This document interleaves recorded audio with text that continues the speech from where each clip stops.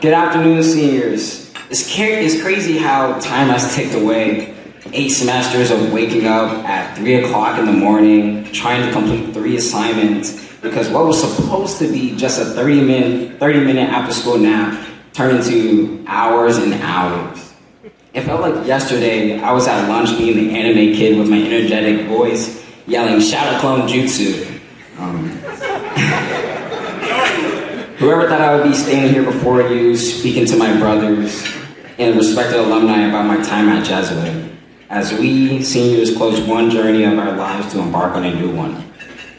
I would like to take a moment to be transparent. Freshman year, transitioning from the easygoing life of my public school life to that of Jesuit was a rough and challenging ride. It was transitioning from rapping in the hallways, playing the Nintendo Switch and during class, and receiving a lot of attention from girls without effort.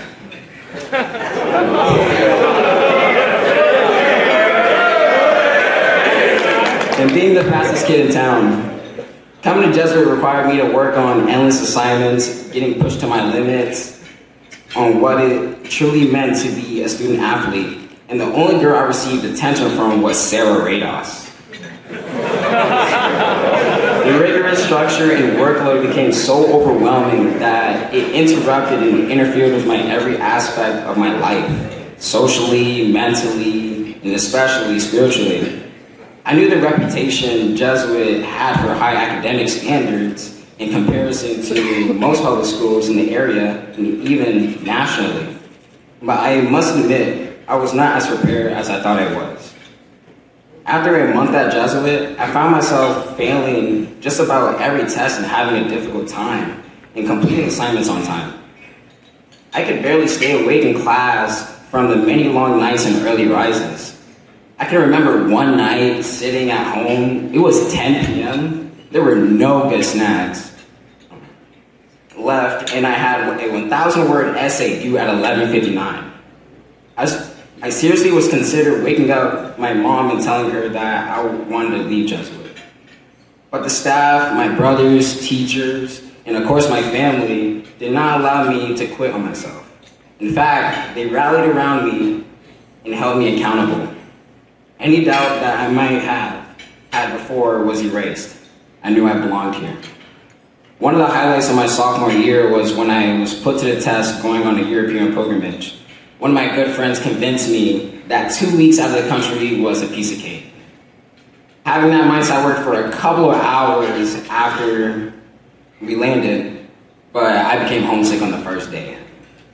Realizing I had 14 days to go,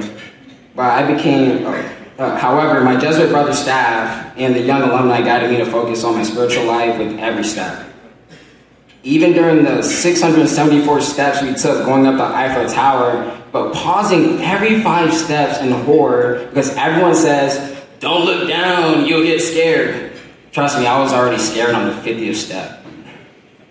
As I progressed through the semesters, I could see myself getting better at adjusting to the workload in spiritual life.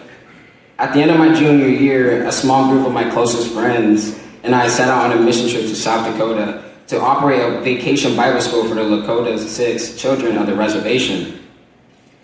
We also spent time restoring the local cemetery and assisting and feeding South Dakota families for a week. This trip was fulfilling because we were able to leave a positive impact on the kids.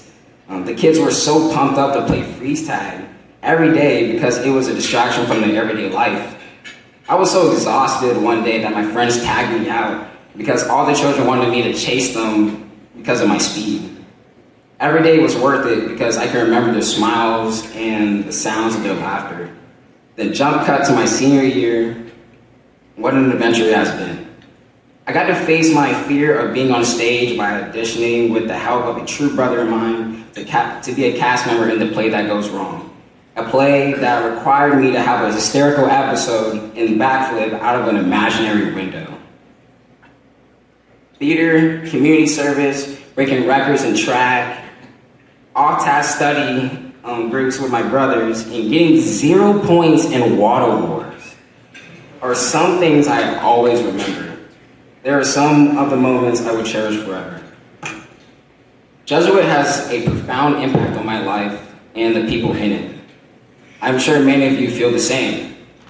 As a future alumni, it is our duty to give back to the school that has done so much for us as our way of saying thank you to Jesuit.